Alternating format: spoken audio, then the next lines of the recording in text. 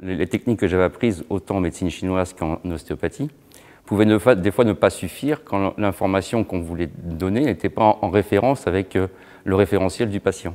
C'est-à-dire que le patient était dans un système d'incohérence tel qu'il était impossible pour nous, même en lui donnant une information, de pouvoir le remettre sur sa cohérence.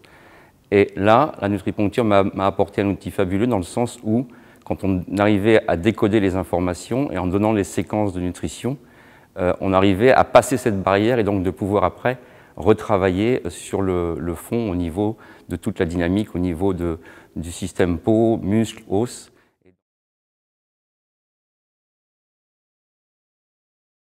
Par exemple, sur les problèmes de lombaires, où on a des systèmes pelviens qui sont figés, donc on se retrouve en fait en charge discale et il n'y a plus de moyen d'avancer.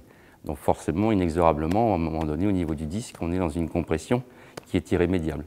Alors que là, si on arrive à dépressuriser ce système discal, en redonnant de la mobilité au petit bassin, on permet à la courbure lombaire de reprendre une statique dans la lordose et donc de pouvoir soulager la pression sur le disque. S'il n'y a pas la nutriponcture pour nous aider à ça, mécaniquement, en manuel, on ne peut pas y aller, c'est pas possible, parce qu'il faudrait voir, même si on voyait les gens tous les jours, ce serait même pas possible. D'intégrer les informations pour pouvoir travailler derrière serait impossible.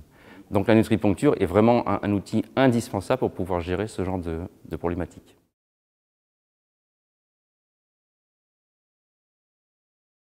Et là, la nutriponcture nous apporte un outil fabuleux qui permet, en fait, pour des systèmes qui étaient en panne de communication, de pouvoir à nouveau communiquer de manière correcte et de ne plus être dans un système de non-expression ou de non-communication.